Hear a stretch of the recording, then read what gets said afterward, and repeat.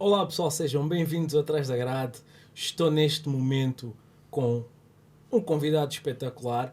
Na versão anterior ele já esteve connosco, mas por milagre, talvez porque apertámos demais, ele pediu para o episódio deixar de ir para o ar, mas agora vai ser apertado e espremido. Hugo Palma, bem-vindo, Hugo. Elson, obrigado mais uma vez pelo convite. Nada, estás sempre em casa. Vou começar logo por te perguntar, como é que fica alguém que no Estado Civil tem recibos verdes? Pá, não está ainda muito em voga, lá fora já se faz muito. Já há muito essa figura, mas é mais flexível, digamos. Tem as suas vantagens e os seus inconvenientes também. Top. Olha, o amor acontece, diz-te alguma coisa? Sim, pá, foi um episódio, mais um episódio da minha vida, um risco, não é? Foi um programa que havia na TVI de encontros assim um bocado às cegas. Au! Yeah. E pá, como em tudo, decidi arriscar, não tinha nada a perder pela experiência, né? Estar naquele ambiente televisivo também, conhecer assim malta diferente também do meio.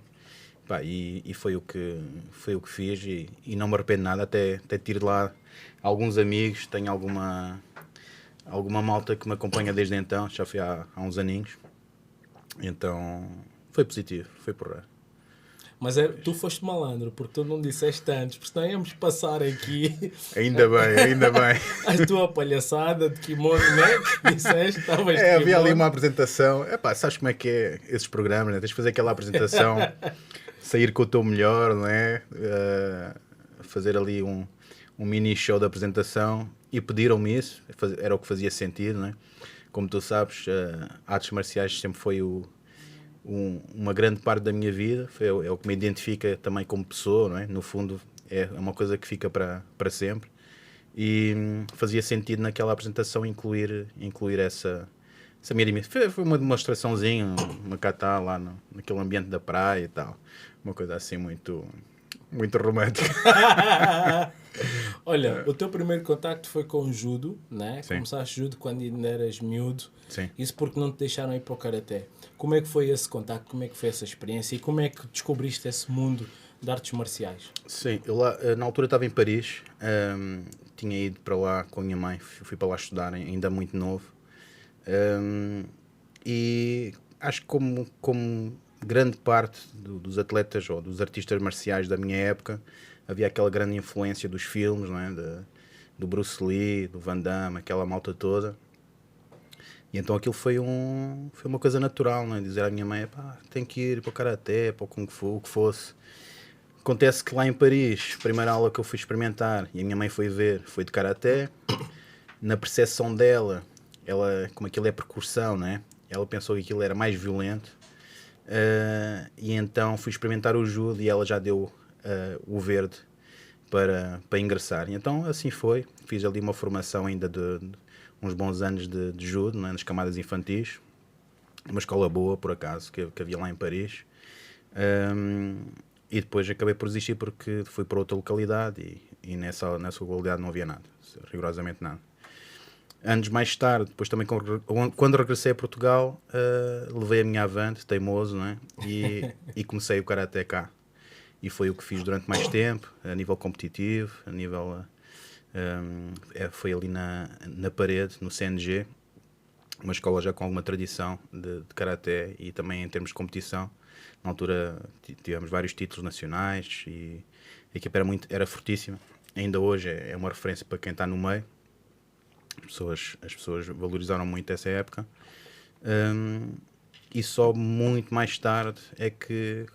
E também fruto na altura não havia sequer o jiu-jitsu, nem sequer havia uma escola nessa altura e eu não tinha conhecimento do que era o jiu-jitsu na altura. E o jiu-jitsu só entrou mais tarde, quando eu já tinha, quer dizer, talvez já estava nos 25, 26, já foi tardíssimo. Mas, como todos, né, nós recebíamos aquelas cassetes VHS do UFC e naquela ignorância pensar, pá, malta do karaté, isto é rapidíssimo, isto não faz sentido no chão e não sei o quê. Aquela conversa de sempre, né? Yeah. Malta que é ignorante. E depois ingressei no jiu-jitsu e até hoje tenho estado no jiu-jitsu. E Acreditas que técnicas de defesa pessoal, tu que já praticaste algumas artes marciais, funcionam desde que não sejam de artes marciais, ou as técnicas de defesa pessoal funcionam dentro das artes marciais e das artes marciais para fora? Enrolei aqui um bocadinho, mas o que eu queria dizer era, Eu percebi. acreditas que quem só pratica defesa pessoal seja mesmo capaz de as usar na rua? Ou numa situação extrema de É contato? assim, tens que ir na minha opinião, tens que ir um pouco atrás e perceber também o contexto geral da coisa. É claro que isto é aquela velha história do em terra de quem tem um olho é rei, agora não me está a vir mas Yeah. percebeste. Na altura, uma pessoa que fizesse karaté estava em larga vantagem contra um pescador, ok?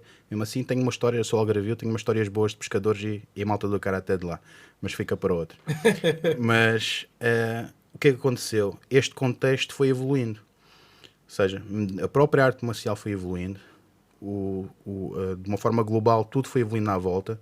Hoje, um atleta amador que faz segunda, quarta e sexta, um bocadinho de jiu-jitsu, se calhar faz aqui um bocadinho de striking lá fora, já tem condições para se superiorizar a uma pessoa que é ignorante na área.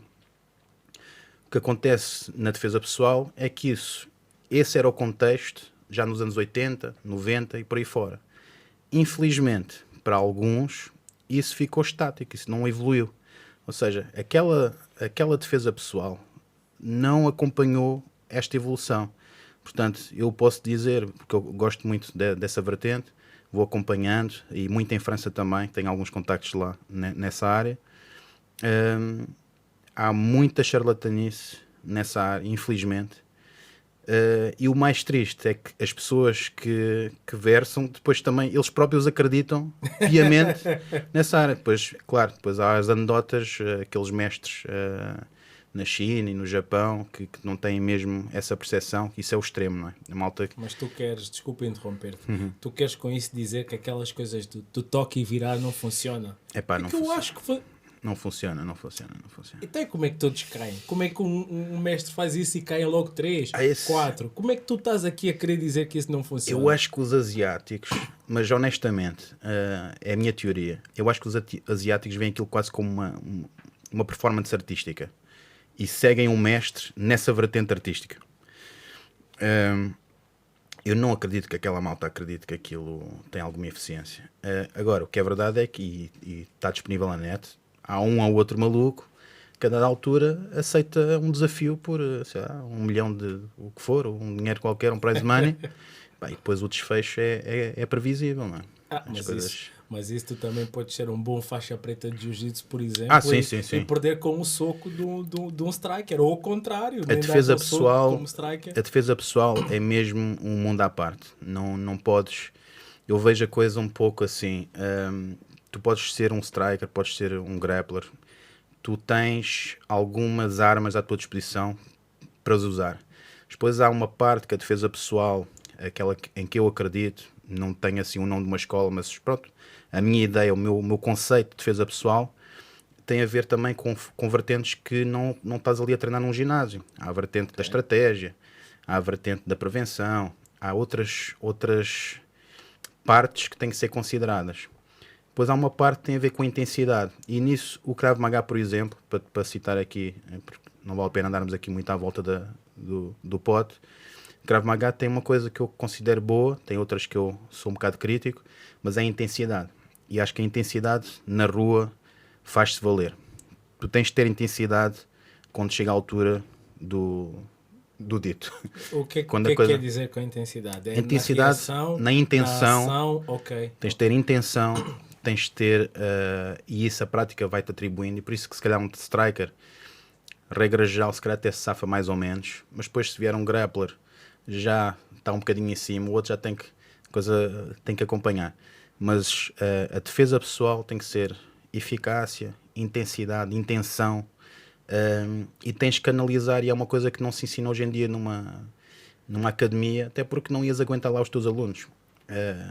Há escolas e vertentes que vão tentar canalizar essa tua agressividade, que é necessária, de uma forma producente, não é? De uma forma organizada, com um objetivo claro, E as pessoas que saem do seu trabalhinho às 6 da tarde, 7 da tarde e vão para este tipo de academia de defesa pessoal, ou para esta vertente, que não estão para se chatear, não vão para isso. Há riscos, aquilo até há pessoas que se assustam um bocado com isso também, não estão habituados a um mestre executar e estarmos ali num sparring e eles sentirem aquela... Porque isto é quase, isto já vai para a vertente energética, que eu não sou tão fã, mas acredito, acho que há aqui uma parte energética também. Quando tens uma pessoa a vir para ti com intenção, com garra, com agressividade, tu se não estás preparado, aquilo assusta um pouco, não é? Em MMA, pá, se tiveres logo ali nos primeiros 5, 10 segundos, eu nunca entrei num ringue, mas pá, sou, como tu sabes, grande adepto, tenho a certeza que tu, quando tens um elemento à tua frente com aquela energia, aquela intenção, assim, epá, Sentes ok, também um pouco, não é? vou ter que me organizar, que isto vai ser duro. O que é que eu estou aqui a fazer, né? Vai Se ter que calhar acontecer. faço isso Pá, na e na rua cabeça. é isso. Eu já vi alguns, como eu te disse, gosto muito de estudar esta área. Já vi alguns clipes reais, né, de câmaras de vigilância e tal, em que a intensidade foi tal de pessoas que sabiam o que estavam a fazer. Eles estavam rodeados com mais 2, 3 pessoas e a primeira ação foi decisiva. Ele se calhar ia ter dificuldade com o segundo e com o terceiro, mas o segundo e o terceiro, quando viram o que estava ali a passar, Pois, já. não assinaram o papel, foram-se embora. Então, isso é importantíssimo. E acho que isso, mesmo nas artes marciais, e estou a falar aqui do striking, que eu também conheço um pouco mais, mesmo na parte do karaté, mas também se tem vindo a perder em algumas escolas, pela vertente económica, não é? Tens de fazer ali uma escolha. Queres ter uma equipa com 100 pessoas, malta que sai do escritório, ou queres ter ali guerreiros? Ou queres lhes vender a ideia que são guerreiros? Então isso é o que se está a passar agora em Portugal. Desculpem a crítica aqui. Direta. Critica à vontade, que Epá, mas, quem não gostar é só responder, vir dizer outra coisa mas acredito estamos mesmo. em democracia, as pessoas Acredito podem e pensar tenho no que pena, porque cresci com artes marciais, vivo isto 24 horas e tenho pena que se tenha perdido isso, até, por exemplo, no karaté, na disciplina que eu pratiquei mais anos, a par do jiu-jitsu. Há muito praticante esporádico, que está tudo bem, é uma escolha, atenção, não critico. Sim. Agora, vamos não confundir, porque há muito faixa preta em karaté e outras artes marciais, que eu tenho a certeza, se forem para aquela história do pescador, que eu posso te contar, foi um estágio que houve no Algarve, anos 80, lá com os mestres japoneses, e houve lá um embrulhanço qualquer na praia com pescadores, e foi tudo corrida à paulada com os remos. Não houve karaté que chegasse. Mas aí também é covardia, né? O mesmo que tu viste com faixa preta e eu pegar num pau. Elson, é rua. Elson, Claro. é rua. Okay. Mas é covardia, Fosga. Aí nem aqueles mestres do toque, se calhar eles resolviam. Quando dessem aquela assim do coisa, safavam. Estás a ver? Não, mas é assim, defesa pessoal é isso. Depois tu vais ali um bocado estudar, um bocado estatísticas de o que é que se passa na rua, o que é que está a acontecer aqui em termos de crime, não é? A faca é um dos elementos que hoje em dia, aliás, esta nova onda do ataque à faca, isto até na minha altura era o X-Ato, malta usava. Hoje em dia, facas de cozinha está sempre nas notícias, se reparares, era uma faca de cozinha, era um X, o X-Ato, pronto, mas é o clássico, já se usava na altura. Agora, onde é que a coisa vai fazer estrago?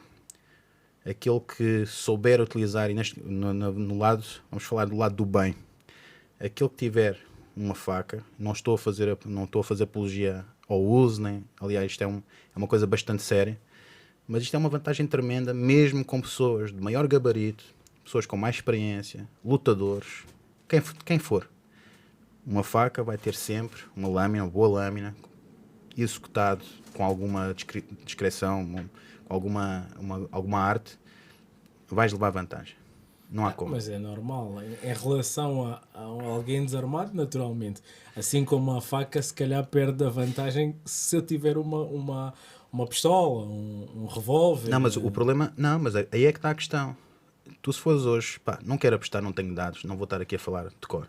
Mas tu vais a uma discoteca, vamos fazer aqui uma experiência social. Fechas 2, 3 discotecas numa noite ao calhas e só sai de lá com tudo verificado, bolsa. Tu vais ver que anda ali tudo com uma navalha aqui, uma faca ali, um x-ato ali. Está ali tudo armado. Sobretudo naquelas áreas mais problemáticas, aquilo está tudo minado. Mas também há pistolas. Certo? Mas o que é mais fácil de É obter? É a faca, claro. Eu vou à loja Se do for de chinês, cozinha, então, claro. vou à loja do chinês e com 2, 3 euros tenho uma navalha. Sim. Aliás, eu gosto de colecionar algumas. Fui buscar uma ao chinês. Aquilo não é para cortar batatas, não é nada. Aquilo é uma arma especificamente feita para furar. Não há nada. Aquilo não é para cortar, para descascar uma maçã, nada. Aquilo é uma réplica que eles vendem legalmente. A réplica de uma arma que é usada mesmo para isso. É para... estou com a palavra em francês, mas é para entrar mesmo. É para perfurar mesmo. Sim. E é isso que é a grande questão da defesa pessoal. Há uma grande percentagem, nos últimos dados que eu tive acesso, há uma grande percentagem dos ataques à traição. Então aí, podes ter 2 metros, vão disputar ali. E depois quem tiver um bocadinho mais de conhecimento, algumas pessoas até o fazem aleatoriamente, é instintivo, vão andar a picar-te várias vezes. E o ataque mais perigoso à faca é esse. Eu que picam várias vezes? Repetidamente, não muito profundo, vai provocar uma hemorragia muito difícil de controlar, vais ter alguns minutos para ser assistido por uma unidade médica e muito provavelmente não vão chegar a tempo, não vão conseguir, se calhar as pessoas não têm algum entendimento de socorros, de pronto-socorro, e não vais sobreviver. E estamos a falar de uma coisa super simples. Se tu me agarrares num corpo a corpo, depois é a técnica, vais passando mão para mão, ele agarra-te a mão. Por exemplo, nas artes orientais, em que eles fazem muito jogo de faca, o próprio, olha, um dos exemplos da defesa pessoal clássica, vais agarrar, vais fazer chave, isto e aquilo. Eles têm técnica, aquilo é instintivo. Quando tu agarras, eles fazem-te isto com a faca. E espetam, assim. Espetam ou cortam, o que for. Okay. Ou seja, tudo o que tu vês no YouTube e naquelas ditas defesas pessoais clássicas, cai tudo por terra. E quando ele te agarrar, e se tu tiveres a outra mão disponível, vais buscar a faca e vais continuar por trás. Mas se calhar também deve haver formas de contrariar o ataque de faca. Como no jiu-jitsu e como tu sabes, há sempre aqui um jogo. Agora, estou-te a falar o que é acessível a um miúdo de 15, 16 anos, que está numa via muito complicada e quer-se fazer o seu nome lá no bar, ou quer ir à praia e quer fazer o valente. Vai provocar pessoas mais idosas, não, mais velhas mesmo, que estão ali numa boa. Aqueles problemas que têm havido na praia, para Carcavelos, imagina. Sim. Mas é bom que esses miúdos saibam que com uma faca vão responder por homicídio. Exatamente. Com um soco vão responder por ofensa de integridade física. É uma diferença grande. Exatamente. Independentemente do resultado. Não, é gravíssimo. O que eu estou a falar aqui é desta democracia negativa, né? Vou-lhe chamar isto, que é o acesso a uma coisa que agora vai passando de geração a geração. Esta malta que está nessa via, o outro que não tem a faca sequer vai... É assim, então tu safaste com isto. Aquilo vai passando, não vai haver aqui um corte nisto. As facas não são de hoje, já havia. Mas havia mais mano a mano, havia outra honra, havia outra cultura. E nem havia tanto este desrespeito, não é? Há aqui um grande desrespeito por tudo. Tu vês ali, eu dou-te o exemplo da linha, porque é onde eu vivia mais tempo aqui em Lisboa. Entram 3, 4 meliantes numa carruagem com som, a fazer desacatos, e estão em inferioridade numérica nessa carruagem. Vamos tirar crianças, mulheres, por uma questão de... Vamos tentar aqui equilibrar a vantagem. São 3, 4, 5 pessoas que entram ali a fazer o caos. Okay? Se calhar sem título válido, que é o mais frequente. Tem ali homens formados... 25, 30 anos, e estão em superioridade numérica, se calhar 10, 15 pessoas ali. Garanto que não vai haver nenhuma ação. E é aqui o ponto de viragem. Que isto depois, defesa pessoal também, há aqui uma responsabilidade quase civil, né? Há aqui uma responsabilidade de comunidade. As pessoas têm que... isto já é eu a pensar... As pessoas deviam ter esta união de a polícia não vai chegar a todo lado. Se tu pensares bem, criminalidade a subir, isto não é uma coisa exponencial que tu vais travar com mais polícia. Não vais tipo, só por criminalidade, só polícia. A coisa não vai funcionar assim ad eterno. Tem que haver um limite. A única solução, a meu ver, é as pessoas começarem a fazer o super... Atenção que não estou também a fazer... Não é aquela questão da... patrulhas à noite para andar aí a limpar. Não é isso. Eu acho que é. Lá bem no fundo, às vezes se calhar tinha que ser. Mas pelo menos, espaços públicos em que claramente há ali uma vantagem numérica, de malta que tem capacidade para isso. As pessoas têm que perder o medo. Porque isto só vai alimentar mais esta sensação de impunidade. E esta é a mesma palavra a todos os níveis. Política, então, é a palavra de ordem, ok? Mas funciona em todos estes... Já vou lá chegar à política. Mas isto funciona, e vamos retomar esta palavra. É um dos grandes problemas, a meu ver, na sociedade. Nem estou a falar de Portugal de uma forma mais lata. É a impunidade. Se o crime compensa, se tu vês que não há uma repercussão que te leva a pensar duas vezes antes de cometeres, seja o que for. Então o que é que te trava? É a educação? A educação não podemos contar com ela, não é? Como tu sabes, para já. Espero que melhore um dia. Mas não é por aí que vai. Isso acontece se calhar num país nórdico. Há outro sistema de educação, outros países mais evoluídos. Estou a falar aqui, cingir-me aqui à Europa, senão, para não ir para todo lado. Isto é uma questão que lá já podes abordar dessa perspectiva. Mais educação, pessoas mais com um espírito mais civilizado, a coisa se calhar funciona. Nós, infelizmente, a coisa não funciona assim. Diz-me então o que é que tu fazes profissionalmente? Tem alguma coisa a ver com defesa não. pessoal? Assim? Eu faço gestão de operações, trabalho para alguns clientes. Uma gestão de operações noturnas? Não, tem a ver com apoio ao cliente para algumas marcas e faço essa gestão com equipas.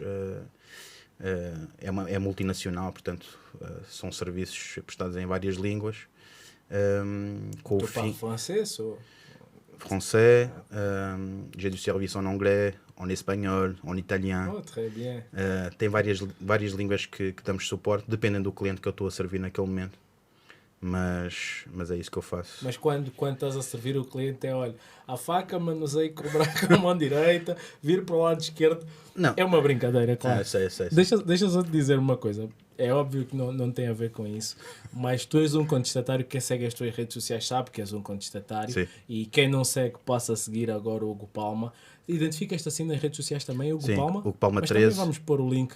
O Palma 13 é no Instagram, quem quiser seguir. Pronto, mas tem que estar preparado para...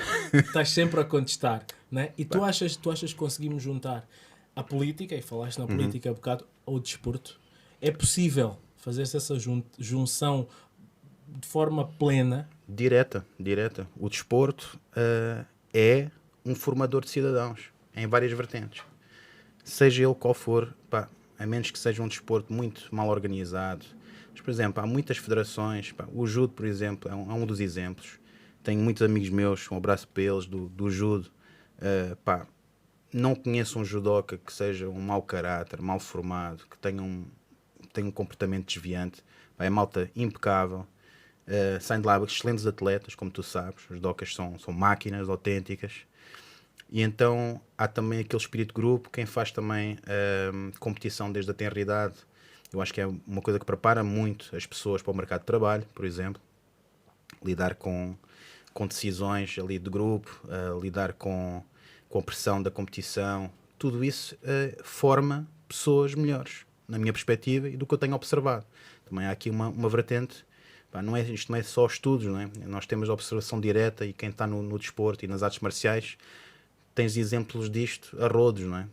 Conheces perfeitamente. Há maus exemplos também, como em tudo. Numa sociedade haverá sempre o outro lado da moeda, mas regra geral, clubes bons, com um bom líder também é necessário, também na política, mas agora estamos a falar do desporto. Quando há um líder forte, um líder que tem a razão no lugar certo, só pode correr bem, desde a mais tenra idade. Isto em qualquer desporto. Fiz natação também tinha bons professores, resiliência. Se fores para as artes marciais, obviamente que te vai-te dar outra confiança, às vezes falsa, mas seja como for, às vezes também é bom dizer. Às vezes mais vale, digo eu, não é? Teres uma falsa sensação de confiança, mas viveres tranquilo. E se calhar nunca vais ter um problema na tua vida inteira. Por causa da energia, como estavas a dizer também. Estás bem, estás confiante. A pessoa que te quer atacar também sente a tua energia de confiança possivelmente, e diz, vou procurar uma presa mais fácil. Possivelmente. Portanto, acho que é difícil aqui apontar vertentes em que o desporto não é essencial, mas não há investimento. Agora, falando especificamente de Portugal, não há investimento no desporto, assim como não há noutras artes. E por que razão é que achas que não há? Politicamente, por que razão? Se só se tem a ganhar, e naturalmente, pegando na tua expressão, e também já dizia Camões, um fraco líder faz fraco, forte povo. Porque é que com toda essa experiência, com toda essa sabedoria, não só popular, mas também científica, Sim. não há investimento político nessa... Mas não é só de agora. É desde o Estado Novo. Antes eu não sei, mas desde o Estado Novo que não há investimento verdadeiro no desporto. Tens um investimento comercial, né? No futebol, mas desporto, de investir em caráter, de investir em pessoas, não há. Vamos, se calhar depois voltamos ao Estado Novo, porque isso é mesmo uma viragem para o que estamos a viver hoje. Na minha perspectiva, pelo menos na história recente, há um grande ponto de viragem aí, mas já falamos disso. Agora, especificamente para responder à tua pergunta, isto tem a ver com o retorno, tão simplesmente. Em qualquer organização, qualquer empresa, tudo o que possa acontecer de bom ou mal na sociedade, eu costumo dizer, vamos atrás do dinheiro. Onde é que ele está? Okay? Temos que ir à procura. Está a acontecer isto na nossa sociedade. Porquê? Se fores esmiuçar, se fores ali verificar, há ali uma origem. E normalmente é dinheiro. Okay? E no desporto é isso. Quando há um retorno imediato, estamos a falar de patrocínios, estamos a falar de uma modalidade que se calhar tem uma visibilidade, não vamos mais longe, não é? Basta falar de futebol. O retorno é imenso, não é? Acho que a discrepância de salários, de investimento, é uma coisa absurda. Agora, tudo o resto... Olha, eu gosto muito de dar este exemplo. Na outra vez acho que aflorámos este tópico. Nós perdemos ou estamos a perder algumas artes marciais portuguesas porque justamente não há essa gestão do património. Isto é um património imaterial. O jogo do pau, que é eu não conheço.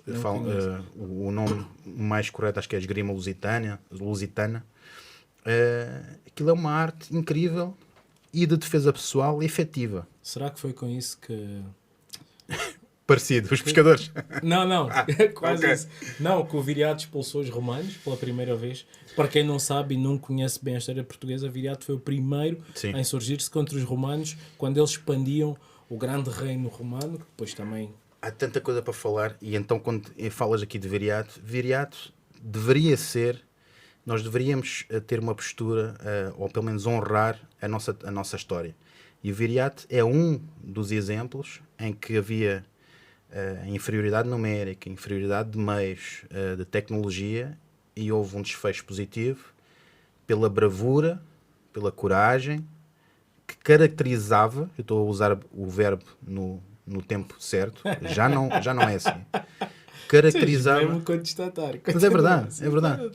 Isto caracterizava o nosso povo e a nossa nação. Isto era uma herança que deveria ter sido transmitida e perpetuada até aos dias de hoje, que infelizmente não é. Não há coragem hoje em dia. Sim, mas também não te esqueças que o Viriato foi morto pelos amigos, a traição. E isso será que continua a existir? Se calhar alguém da PJ há de responder melhor se há amigos que... Mas agora diria-te, morreu, mas em glória. Sim. E aqui é esta questão. Nos tempos modernos, uma pessoa, para não perder um trabalho em que está a ganhar 800 euros, 900 euros, dificilmente pagar as contas ao final do mês, às vezes 1000, anda aqui sempre numa sobrevivência permanente. ele não vai ter coragem, ou vejo muitos casos em que não tem coragem sequer de contestar, e eu sou assumidamente contestatário e tens razão, mas aí acho que isto falta às pessoas, é dizer, ó chefe, não concordo com isto, está mal. Pá, não concordo, olha, pá, não vai mudar, então, olha, vou-me embora. Tá bem, mas sabes que às vezes eu ponho muito na pele das pessoas às vezes. Sabes que às vezes as pessoas têm um verdadeiro temor e não é fácil perder esse trabalho e teres um filho para sustentar, estás a ver? É óbvio que não ficas rico, mas se calhar pensas no filho, pensas na família. Não sei qual é a tua visão sobre isso. Eu não penso dessa forma, naturalmente, mas consigo me Elsa, pôr. não é muito simples. Isso não é fruto do acaso. As pessoas têm que deixar de perceber, ou têm que perceber finalmente, que isso não é fruto do acaso. Nós estamos a ser governados desde o Estado Novo por um grupo elitista, não é? Nepotista, um grupo que se protege uns aos outros e cuja missão tem sido empobrecer as pessoas intelectualmente, financeiramente, para serem reféns desta Intelectualmente, situação. como se hoje nós temos Porque não investem a melhor biblioteca do mundo disponível para todos. Isso é- Claro, não há incentivos morais e materiais também. Materiais, porque eu abro aqui o telefone e consigo ter acesso a muita informação. Não é toda, né? Não é 100% verdadeira, mas consigo ver contradições daquilo que me dizem no telejornal, por Mas Elsa, exemplo. isso é uma visão que tu tens, hoje, com a tua experiência, com o teu fruto também da tua progressão em termos de estudo, profissional e por aí fora. Mas isto tem que ser ensinado porque a grande maioria das pessoas não vai saber. Eu tinha uma disciplina de faculdade que hoje já não existe. Eu, por acaso, consultei o programa da minha faculdade recentemente e chamava-se Espírito Crítico. Eu, quando estava na faculdade, já foi há bastantes anos, eu até pensei, isto é uma brincadeira. Eu vim aqui para estudar, eu sou da área da gestão de empresas. Estava à espera de ver aqui economia, matemáticas, por aí fora. E veio-me aqui. Pensei, isto é uma brincadeira. Isto é mesmo, é uma privada. Eu pensei, fiz mal de ir para a privada porque eles querem a malta. Mas não. Depois percebi que realmente é isso que falta e isso ensina-se.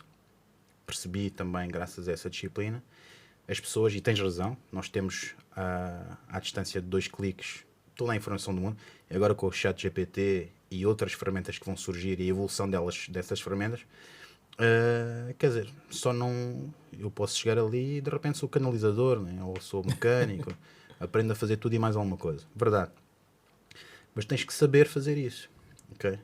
O ensino hoje em dia, por exemplo, ele está formatado ainda como estava há 30 anos, ou seja, para mim a chave, e já disse isto muitas vezes, Isso é tu verdade. para fazeres um curso basta-te uma skill, Decorar? memória. Eu, perdoem-me os meus colegas, pá, isto também é uma posição aberta, não tenho colegas e pessoas que eu encontrei na faculdade, pá, desculpem a falta de humildade e vou ser se calhar crucificado por isto, mas assim, há muita gente muito pouco inteligente a sair das faculdades, muito pouco inteligente, mas com um excelente poder de absorção de informação, memorização e depois aplicação num exame, num teste e por aí fora. Sabes que eu estive a ver não foi uma reportagem, mas foi um filósofo qualquer, brasileiro até, que ele dizia que até a igreja, que é rígida, mudou mais do que a escola. Até a igreja deixou de dar as missas em latim e hoje dá em português, para nós, para o Brasil e CPLP. Sim. E a escola continua igual desde a Revolução Industrial. Igual. Não mudou nada. Aqui tem mesmo a ver com isto é um paradigma de ensino que tem sido só replicado, só estamos a replicar. Há ali um comércio também por trás, como em qualquer área. A reformulação de livros, mete uma imagem, tira a imagem, copy paste, acontece, mas aquilo é tudo igual. Agora, ensinar as pessoas a mudar o paradigma e dizer, não, a formação está à disposição. Agora, o que tu fazes com ela é que é outra coisa. Yeah. Exemplo mais básico é simplesmente o teu espírito crítico para analisar fake news, ou pode não ser fake news, mas pelo menos olhar para um artigo e pensar, será que é mesmo assim? Deixa-me lá ver, né? O mínimo. Depois podes tirar, pode ser, pode não ser, tiras a tua conclusão. Mas sabes que nós, voltando aqui à tua experiência do reality show, se as pessoas tivessem esse espírito crítico e procurassem muito, tu não tinhas... Ninguém tinha visto. Porque são programas... Vá lá. Não, até viam. Porque eu confesso que eu gosto de ver esses programas às vezes pelas relações pessoais. Certo. Sinto e gosto de estudar as pessoas nesses programas. O tema pode não prestar, mas eu gosto de ver como é que as pessoas se comunicam. Estou de acordo. Mas é interessante. muitas pessoas veem isso simplesmente porque ver um documentário é chato, ler um livro é chato, ter espírito crítico, procurar informação é chato. Verdade. Então é mais fácil ver o amor acontece, né? E ver se o Hugo Palma geralmente vai levar a menina ou não. É assim, tu tens, lá está, voltamos ao mesmo. Tens de ter, depende da tua intenção. Eu posso ver o programa mais podre da televisão e conseguir tirar de lá com os meus olhos, não propriamente os meus, mas no meu ponto de vista, posso tirar ali alguma coisa útil para mim, para aplicar mais tarde. Ou posso olhar para aquilo, como acontece hoje em dia nos reality shows. Também sou crítico do que se passa a esse nível. Eu acho que há sempre espaço na televisão e em qualquer meio para o entretenimento puro e não vejo mal nenhum nisso. Não vejo mal nenhum. As pessoas podem procurar ao final do dia, não querem ler Nietzsche, não querem estudar, não querem ver nada. Eles querem só ver animação, o que for. Legítimo. Agora, lá está, a intenção de grande parte da malta que vê reality shows, e por isso é que depois há ali uma conotação negativa, tanto com o público como com o programa, querem ver sangue. Puro. Tem que haver confusão, tem que ser chatos lá dentro, tem que se matar uns aos outros. É isso que vai mexendo com grande parte desta população, que se alimenta também disso, por frustrações próprias, por, bem, N razões. Mas... Eu não sou nada assim, mas já agora... Pegaste a mulher ou não? Estou a brincar, isso não interessa para nada. Vou pedir à produção para mostrar um vídeo. Eu quero ver a tua opinião. Força. Tu que és um mega crítico. Produção é o vídeo número 1, o primeiro vídeo. Vamos ouvir a opinião do Hugo sobre esse vídeo. O que é que acha? O que é que o Hugo acha? E é uma pessoa que tu até conheces. Sim, não sei se tens, algum contacto, sim. Tiveste algum contacto, não sei se conheces melhor do que isto. Vamos ver. Produção, quando estiver disponível. Os senhores vão carregar sobre as pessoas por não usar máscara. Então o que é que vão fazer? São ordens que nós temos. Sim, quais são as ordens? Não tem que informar o senhor. Os senhores não vão carregar sobre as pessoas, está a perceber? Os senhores não vão carregar sobre as pessoas, porque senão os senhores é que vão ser detidos hoje. Os senhores não vão carregar sobre as pessoas, está a perceber? Está a perceber? Está a perceber? Estou a olhá-lo nos olhos. Não tenho medo de si. Está a perceber o que eu estou a dizer? Ai de você que carregue sobre as pessoas, porque há coisas que vão ser sabidas. Diga aos seus chefes. Diga aos seus chefes. Vamos quase entrar, ligar-me agora. Olhando nos olhos. Está a perceber? Está a perceber? Não vai carregar sobre as pessoas. Não vai carregar sobre as pessoas. Está a perceber? Está a perceber? Não vai carregar sobre as pessoas. Hugo, vai carregar ou não vai carregar? Devia ter carregado. Para quem não sabe, tu conheces, portanto podes dizer quem é ele, qual era a função que ele desempenhava na altura. Sim. Acho que não desempenha. Acho não, sei que não desempenha. E por que razão? Não quero saber a razão melhor. Sim. Prefiro que tu analises isso, que me digas, na tua opinião, Olha, se devia ter carregado ou não sim. e porque é que ele se insurgiu daquela maneira. Eu na altura, aliás, quase desde o início, sempre integrei ali um grupo de pessoas com uma opinião diferente da maioria e da, vamos dizer, quase totalidade dos meios de comunicação e até dos órgãos públicos. Isso era público, eu próprio nas redes sociais nunca tive problema em exibir essa posição. Por isso é que és banido. Agora, vou-te dizer aqui, também por ter o insight, a perspectiva do interior, porque eu tive em algumas destas manifestações que não eram diretamente ligadas ao Dr. Juiz Castro. Não era simplesmente para alertar as pessoas que se calhar naquele momento não havia certezas absolutas, mas se calhar não era o que nos estavam a contar. Se calhar as medidas que estavam a ser implementadas de forma inconstitucional não eram legítimas. Então havia ali simplesmente um espírito contestatário, ou pelo menos de escrutínio. Vamos dizer assim. Pelo menos isso. E, por acaso, na manifestação que tinha havido, eu não estive nesta, não pude deslocar a Lisboa, mas na anterior tinha havido um episódio em que, de facto, a polícia, vamos aqui esclarecer as coisas, não é a polícia diretamente, a polícia segue ordens, mas alguém deu ordem de carregar sobre os manifestantes. Eu estava lá, portanto, sei por experiência. Na minha perspectiva, havia ali uma manifestação de poder desproporcional. A manifestação estava a desenrolar-se de uma forma pacífica, de uma forma legítima, porque as manifestações eram comunicadas anteriormente para as coisas correrem de uma forma organizada. Tudo como mandam as regras, não é? E houve alguém que decidiu dar a ordem para carregar sobre as pessoas para elas pararem de se manifestar e desintegrarem, portanto, afastar dali essa manifestação.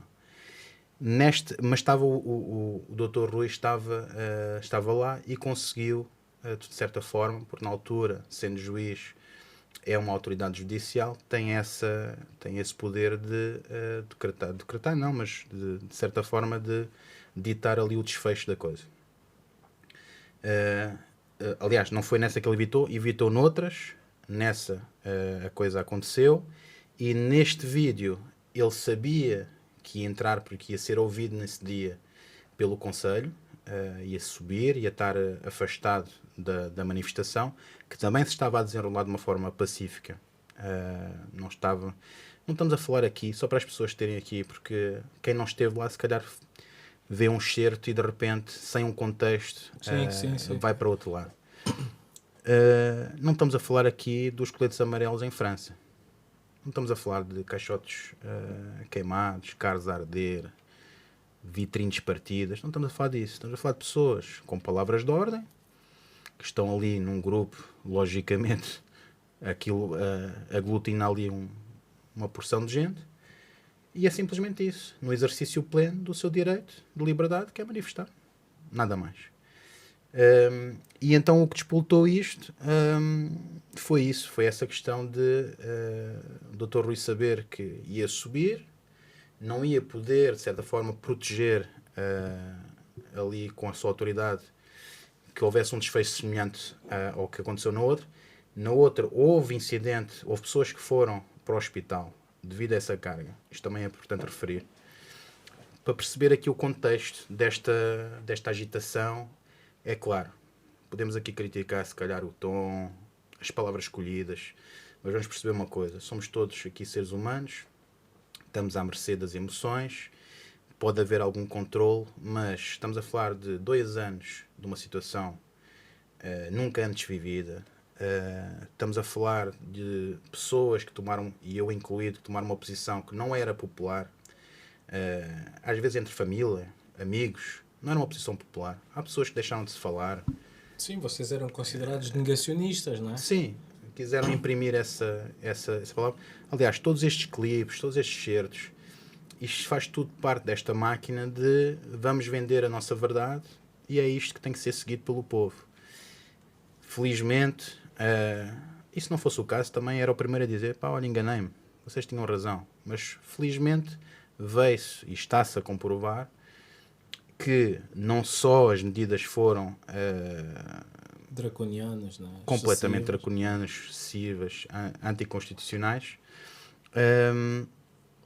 e também o fundamento, voltamos ao que eu disse há pouco, fundamento das picas e tudo mais, havia ali no fundo, no final do arco-íris, havia ali um pote de ouro.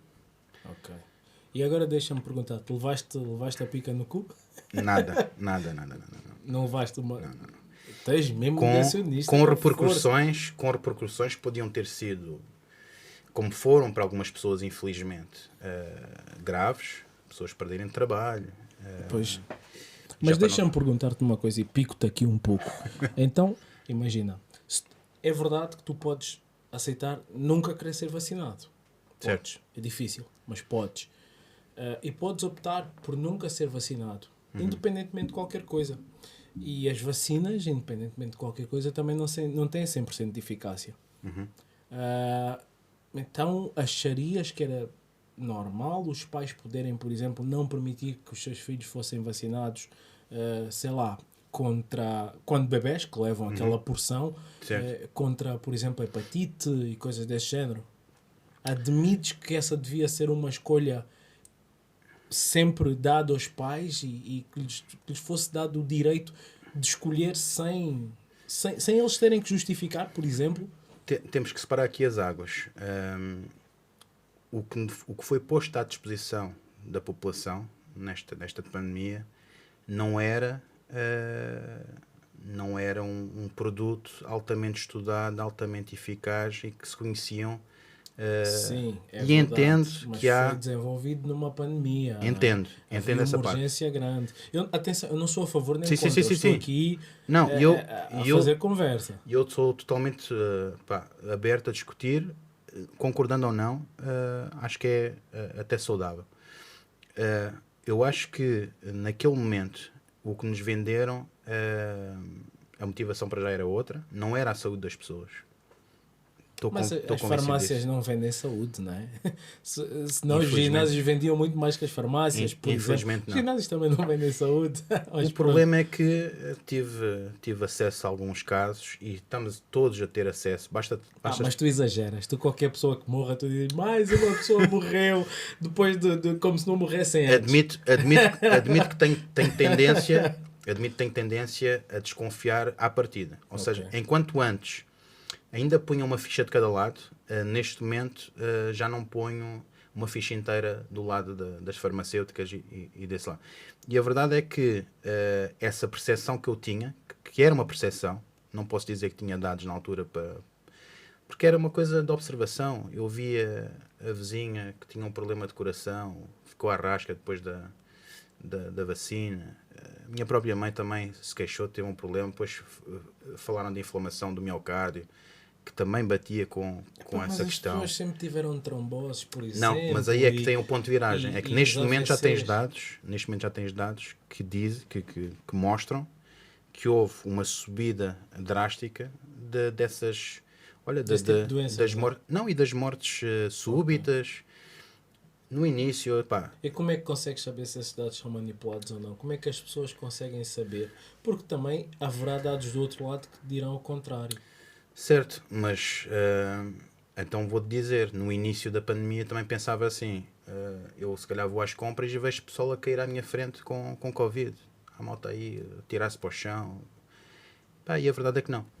A verdade é que o que foi pintado... de facto. Foi uma coisa. É assim. Ter Covid parece que eram uns bichos. Ai meu Deus, agora, o vizinho do lado tem Covid, não se aproxima. Aquela palavra que teve na moda, do negacionismo, tens que separar aqui a coisa. Pá, acredito que haja uma doença. Não tenho dúvida nenhuma. Eu acredito que foi não tenho provas mais uma vez, mas eu tive muito mal em dezembro do ano, 3 meses antes. Tive muito mal, até perdi o meu trabalho na altura por causa disso, porque aquilo até as pessoas não percebiam o que estava a passar. Eu ia ao médico, fiquei de baixa. A própria médica, o diagnóstico era assim meio estranho, não sabia o que era aquilo. Tive de cama, tive os sintomas todos do Covid, todos. E não me lembro, se calhar foi um dos episódios que eu tive pior na minha vida, assim, de doenças assim, do nada. Porquê? Porque trabalho num ambiente open space, pessoas que viajam muito, e acredito mesmo que tive Covid nessa altura. Fiquei em casa, passei muito mal, mas foi à base daqueles medicamentos normais que os médicos te dão, e a coisa foi. Agora, entretanto perdi-me aqui um bocado na conversa, mas o que eu te queria dizer é, na altura... Será que ainda estás com efeitos do Covid? Estavas a falar? Olha, eu por acaso fiquei com sequelas. Então se calhar fazia sentido existir uma vacina, não é? É que não se conseguia criar uma vacina. Os estudos normais de uma vacina para ela ser minimamente aceitável levam anos. E já se estudava, né, o Sim, Covid sim. em si, não nesta forma, mas na sua fórmula Certo. de genética. Já Sim, havia sim. quem falasse que isso podia acontecer. Aliás, das últimas foi há pouco tempo, antes do Covid. Naturalmente, o que o Bill Gates disse e que as pessoas acharam que tinha sido ele por trás, porque ele, anos antes, não sei se foi num TED qualquer coisa, que veio dizer que existia essa possibilidade face à forma como hoje nos movimentávamos. Sim. Tu estás aqui, acabas esta conversa comigo, podes estar em França Sim, daqui a 2, 3 horas, e Sim. depois estás em Angola, passado 7 horas, estás no Dubai. Então é natural que uma pessoa consiga transmitir ao mundo todo, não é? Sim. Então existia esse risco. No meio de uma pandemia, que foi considerada uma pandemia global, havia tempo para estudar vacinas. Eu tinha a esperança que a Pfizer me vacinasse com qualquer coisa como o coisa azul deles, né? Com aquele bom comprimido, e eu ficasse Mas doente. há de eterno, não é? Ficava... Doente com 90 anos, sempre com aquela Epá. doença que as cotas gostam. Elcio, na altura, obviamente, que ali a viragem era, ou seja, o corte era na transmissão, certo? E foi por aí que veio a história da máscara e por aí fora. Obviamente que se me vendessem, até eu que não, pá, tenho tendência a negar à partida antes da coisa fazer as suas provas, pá, se me dissesse, olha, é assim, isto é a forma de tu não transmitires a outras pessoas. Ok, pá, ia ponderar, e se realmente demonstrassem que isso fosse eficaz, pá, olha, seja, se calhar vou ter problemas de coração mais tarde, mas olha, vou fazer a minha parte e vou tentar impedir aqui o contágio. Na altura era legítimo. A questão é que aquilo nunca foi uma forma de evitar.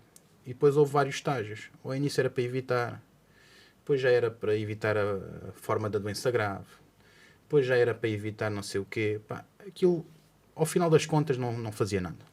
E não fez. Mas é como a vacina da gripe também tem uma eficácia, e é estudada, e tem uma eficácia Agora, que vale o que vale. As pessoas não deixam de apanhar a gripe, as pessoas não deixam de ficar com esse vírus, não é? A gripe é um vírus, não é? eu acho que Portanto, também é fácil falar hoje porque já temos outra perspectiva, não é? Mas isto foi o que eu defendi na altura. Se for buscar histórias minhas ou publicações minhas da altura, eu sempre defendi esta tese. Temos de defender a população que está mais fraca. E temos que fortalecer a malta que anda por aí. O gajo dos Correios, aquele que trabalha num open space, como eu trabalhava, a malta que tem contacto com toda a gente. Pá, vamos fortalecer essa. Fez exatamente o contrário. Pusemos a malta numa redoma, evitámos que se contagiassem, Pois, ok? Entendo mais ou menos. Até ginásios estavam a ser fechados. Nós sabemos perfeitamente que o desporto é uma das armas para o teu sistema imunitário sair fortalecido. Ou seja, fez tudo um bocado ao contrário do que era intuitivo, não é? Obviamente que eu vou proteger os velhotes, vou proteger a malta obesa que já está ali no vai não vai. É claro, isso era quase intuitivo, não é? O que é que se fez? Enfraqueceu-se uma população inteira, e estamos a falar a nível mundial. Acredito que toda a gente saiu prejudicada. A malta ganhou quilos, eu incluído, minha culpa também. Pá, a malta está em casa, o que é que faz? Está a trabalhar, está a comer. Pá, não pode ir ao ginásio, não pode fazer. É claro. Enfraqueceu-se a malta toda, não houve contacto. Se calhar nessa população que tinha mais condições para fazer face, como eu acredito que tive a doença, pá, e custou, sim, foi. Pá, mas acredito que saí também fortalecido com essa imunização natural. Portanto, no fundo, foi tudo um bocado à revelia, né? Mas depois vamos seguir outra vez o dinheiro. As máscaras eram de borla? Não. As vacinas, à da altura, falava-se em 100 euros cada uma, coisa assim do género, não é? Pá, uma forma que aquilo, se estamos realmente em pandemia, não acredito que produzir aquilo em escala global saísse a 100 euros cada vacina. Pague-se ou não depois a investigação, que tem que ser depois paga, obviamente. Mas vamos lá ver. 100 euros por vacina. Estamos a falar de uma população mundial. Isto não faz sentido, não é? Se quer realmente salvar uma população... É o mesmo que dizes que as pessoas estão na rua e que tem que se dar casas. É quase... Vá, estou a exagerar. Estou a extrapolar. estás um pouco. Estou um pouco. Não, mas eu estava a ver onde é que tu estavas a ir, estava a perceber. Mas por isso é que se diz, pá, vamos outra vez atrás do dinheiro perceber. Na dúvida, esta é a recomendação que eu deixo. Se houver alguma coisa, se eu puder aqui deixar alguma coisa de útil nesta Então, conversa. fala para essa câmara, para ficar registado. Malta, fazes na dúvida, se houver aí alguma questão que vocês estejam a perceber que ali há algum fumo, provavelmente há fogo, tentem perceber, vão atrás do dinheiro. É o que eu digo sempre. Pá. Vão atrás do dinheiro. Onde é que ele está? Quem é que está a ganhar com isto? Estamos agora a falar disto, mas pode ser qualquer outra coisa. Sim. Qualquer outra coisa. Acordos com câmaras, negócios aí locais, entre construtoras, com políticos, com isto, aquilo. Malta, vão atrás do dinheiro. Percebam. Depois tirem as conclusões. Depois Então, cada um... Então deixa-me perguntar-te o seguinte. Homens que viram mulheres e vão lutar. Também tem dinheiro envolvido. O que é que tu pensas disso? Epá, aí já tem a ver com este wokismo desenfreado que estamos a viver. Pá, isso dava panos para mãe. Imagina que o Hugo agora decide que quer ser a Uga, quer ser mulher, mas quer lutar. Olha, E se está a fazer um tratamento hormonal, naturalmente estará em desvantagem com os homens. felizmente já houve uma decisão, acho que foi na América, houve há pouco tempo, Parece que sim. houve aí uma reversão de resultados em que percebem, pá, não, isto já não está a fazer sentido. Obviamente, há diferenças, não estamos a falar só da questão hormonal, é musculoesquelética, é a estrutura, não há como comparar. Podes fazer o tratamento que quiseres, pá, não vai haver ali uma vantagem competitiva tão grande, ou melhor, ao contrário, há ali uma vantagem de base competitiva que é difícil de suplantar. Apesar de haver alguns espécimens do sexo feminino que são atletas fenomenais e que, comparado com um mero mortal, um civil que não faça desporto minimamente, é abismal. Mas isto leva-me àquela questão, e só para recuperar aquilo que disseste há pouco do Estado Novo, porque é importante isto entrar Sei, aqui. ficou-te aí a Ficou. travar. Não, porque esta questão económica é importante. Os dados, quer dizer, estamos a falar de dados públicos e não estou aqui a dizer nada que seja mentira. Já não sei o que é que publiquei aí há pouco tempo, já não sei que propósito, não sei se foi por causa do 25 de Abril, mas esta questão da construção do aeroporto e dos estudos, que já há uns 17 ou 18 estudos e hipóteses, isto e aquilo. Nós estamos a estudar a localização do aeroporto há décadas, não é? Já está uma coisa surreal. No Estado Novo, e atenção, vamos pôr aqui de parte a questão financeira, não é? Económica do país, e depois a questão da moralidade, da censura, todas essas questões que são, obviamente, e às vezes as pessoas querem pôr tudo no mesmo saco. Salazar é bom, Salazar é mau, democracia é bom e o resto não é. Assim, há sempre aqui um ponto positivo, e na parte financeira e económica, venha quem vier. Quando houve o início do Estado Novo, houve ali uma recuperação de 60% da dívida pública. 60%. Não estamos a jogar aqui nos 2%, 3% ou inflações de 7,8% como houve este ano. Estamos a falar de 60% do trabalho do Estado Novo. Foram criados aeroportos. No Estado Novo, para quem não sabe, Porto, Lisboa e Faro foi obra do Estado Novo. Estradas, pontes, olha o viaduto de Duarte Pacheco, pessoas que atravessam isso todos os dias, Ponte de Salazar, quer dizer, há obras emblemáticas que ainda hoje estão a ser usadas pela população, que são imprescindíveis, que foram criadas na altura, sem dívida e sem mão estendida. Quando eu digo mão estendida, é este formato que se passa desde 74, desde que há esta nova forma de governar, em que andamos sempre à base de subsídio da Comunidade Europeia, dívida é um descalabro, as reservas de ouro, que também foi uma benesse do Estado Novo, reservas de riqueza, também veio dessa altura. Não estou a dizer isto, que era o mundo perfeito, e estava longe disso, obviamente, mas também eram outros tempos. Estávamos muito atrasados em termos de civilizacionais, comparado com olha, tenho uma parte da minha família que é de Angola, e já me falavam na altura, por exemplo, em Moçambique, na altura já havia Coca-Cola, já havia isto, já havia aquilo. Portugal nem sonhava com isso, ainda andávamos todos descalços. A malta nem sequer tinha dinheiro para sapatos. O meu avô, bisavô, andavam ali no limiar, cresceram sem sapatos, depois lá tinham uns sapatos, depois isto andava tudo assim. Portanto, obviamente, agora tens muitas benesses, ou muita da política séria que havia na altura, só pôde acontecer porque não havia esta questão da corrupção, que hoje em dia é uma questão global, mas em Portugal é um descalabro, em que andamos aqui à mercê, endividados, a coisa não anda, as coisas não avançam, deterioram-se, está cada vez pior, em todos os níveis. Bem, era só para deixar essa nota. Não, fizeste bem, claro.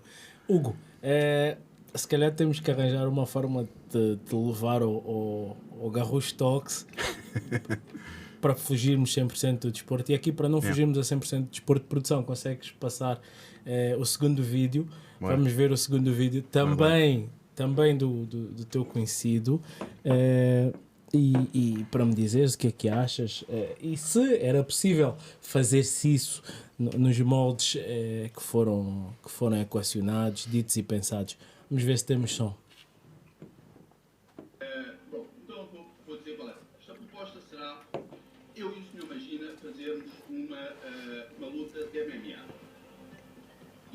Isto, se o Sr. Magina ganhar, eu paro com tudo o que estou a fazer. Eu não ajudo mais ninguém, eu paro imediatamente com tudo, eu deixo fazer o trabalho dele. Se ele vencer, eu deixo fazer o trabalho dele, eu paro, eu desapareço do Facebook, desapareço de todo lado, eu vou conduzir-me à minha insignificância se o Sr. Magina ganhar. Se eu ganhar, o Sr. Magina vai à televisão e vai dizer: eu sou um idiota, sou um fantoche, sou um pau mandado do governo e só estou neste cargo por ser maçom.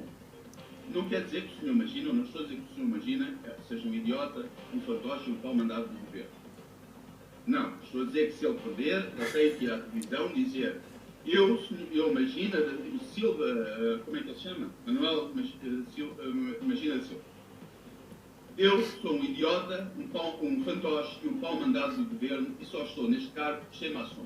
É isso que ele tem que dizer. Não quer dizer que ele seja um idiota, um fantoche e um pau mandado do governo. Não, só se ele perder é que ele tem que dizer que é um idiota, um fantoche e um pau mandado do governo. E tem que dizer...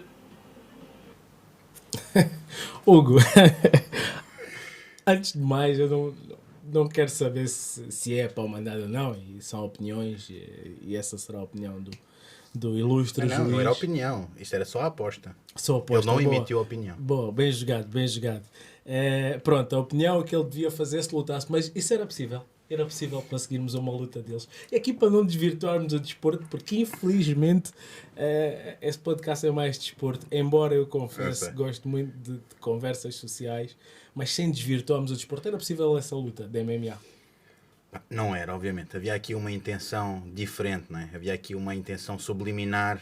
Aqui, isto é a minha percepção. Nunca tive a versão do Dr. Rui, acho que ele nunca expôs a verdadeira razão deste desafio, desta aposta, mas estou convencido, um bocado pela linha dele e pelo que ele costuma partilhar, que a questão aqui tinha a ver com esta questão da honra, não é? Esta questão da honra de haver polícias que estavam a receber ordens, e neste caso era dirigido a esse senhor, porque era ele o responsável máximo, que emitia ordens para as pessoas que estão num carro a comer maçãs serem abordadas e multadas. Portanto, bem, mas a origem se ele vem daí. desafia para o MMA, para uma luta, Vem daí a mensagem sublimar, claro, passa, mas era o mesmo que dizer, olha, não, uma ordem legítima não deve ser obedecida, apesar de ser o Ministério Público que manda, no coisa, titular da ação penal, todas essas coisas que ele bem saberá, sim, por ser juiz. Mas desafiou para o MMA, eu quero saber se... Imagina que o Magina dizia, vamos nessa. Pá, Como é que ficava essa luta? eu tenho uma ideia do potencial do Dr. Rui. Já tivemos Ele treina oportunidade, jiu-jitsu, não é? já tivemos a oportunidade de fazer alguns treinos. Quando ele estava no Brasil também sei que teve numa equipa muito forte em termos de MMA. Portanto, é assim, não é descabido, vamos esquecer tudo o resto, estamos a falar só da luta. Havia ali claramente hipóteses, se a coisa fosse para a frente, realmente do senhor vir para a televisão dizer que era um pau mandado e tudo mais, e tudo o que incluía essa Mas aposta. isso partindo do pressuposto que o adversário não soubesse lutar bem. Certo. Certo. Pronto, era o que eu ia dizer a seguir. Eu não sei, só sei que aparentemente já tinha integrado o corpo de forças de intervenção, ou não sei, uma força especial qualquer. Portanto, obviamente também não seria um total zero em luta. Quero acreditar que não. Mas, dado que isto também era um bocado uma crítica, na minha percepção, há alguns postos mais administrativos, em que a pessoa está à frente de um... É supostamente um líder, uma pessoa que está à frente, mas quando chegar à hora do vai saber, não está lá ninguém, ou não é competente. E se calhar aqui havia uma tentativa de pôr aqui a questão da honra, da integridade, porque isto lá estava ligado a essas ordens que estavam a ser emitidas, e então isto se calhar era uma forma de crítica mais subtil a esta pessoa em particular, que se calhar dormia bem à noite com aquelas ordens, não sei, se calhar também vinham de cima, ele também se calhar também estava a ser um pau mandado, hipoteticamente, alegadamente. Portanto, não sabemos. Mas é claro que isto, agora em termos de estratégia, e vamos falar aqui de marketing pessoal, apesar de tenho a certeza que o Dr. Rui não é, o fim não é esse. Ele não quer ser uma estrela, não quer ser ninguém em particular, quer simplesmente desempenhar aqui uma função de defender a nação, defender aqui os nossos costumes, defender aqui uma sociedade que seja mais isenta deste grande flagelo que é a corrupção, e depois toca ali na questão dos maçons, da maçonaria, que nós sabemos que está repercutida em todos os quadrantes. Portanto, olha, vale o que vale. Agora, em termos de luta, aqui ia pôr o meu dinheiro, apostavas no que eu conheço, no Dr. Rui, porque conheço as valências. Okay. Agora, podia haver ali, como em qualquer luta, um coelho da cartola do outro lado. Mas concordas comigo que era giro vermos uma luta dessas? Para todos os efeitos. Nós gostamos sempre de ver lutas. Sim, mas imagina um juiz contra um chefe da polícia. Era uma coisa linda para o desporto. Não é? E no fim abraçarem-se, porque a luta tem essa vantagem. Não é? Mas olha, no fim há sempre se fores ver, ele foi pioneiro. Mais uma vez, podes ver que ele foi pioneiro. Hoje em dia, o que é que está na moda? Vamos falar que há um ano atrás, que isto começou. Isto se calhar é um vídeo mais antigo. Há um ano atrás, o que é que começou a acontecer? Uma velha lenda do MMA contra uma velha lenda do boxe. Um youtuber contra um não sei quê. Este mismatch de lutas que as pessoas... o que é que isto vai dar? Isto era por aí, se calhar, não sei. Não, é uma questão mais complexa do que parece, mas era engraçado ver. Isso aí, eu estava ligado no pay-per-view. Olha, acabamos essa transmissão, ou esse episódio, sem conseguir descobrir se eles lutavam ou não, porque ao fim e ao cabo era isso que estávamos de ver. Hugo, foi um prazer ter-te aqui. Obrigado, Elson. Não esgotámos a conversa. E isso vai dar asas para uma nova conversa e, claro, vamos, quando muito mais a puxar aí a tua veia contestatária, né? Tem que ser. Acho que é mesmo, é quase um dever hoje em dia. E malta, não se acomodem, não sejam inertes. Se as coisas quando estão à vossa frente não estão certas, tenham coragem, imponham-se.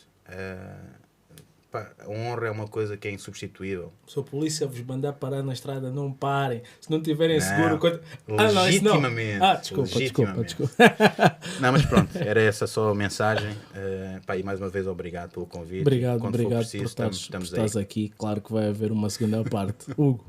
Obrigado. Grande Elson. Obrigado, pessoal.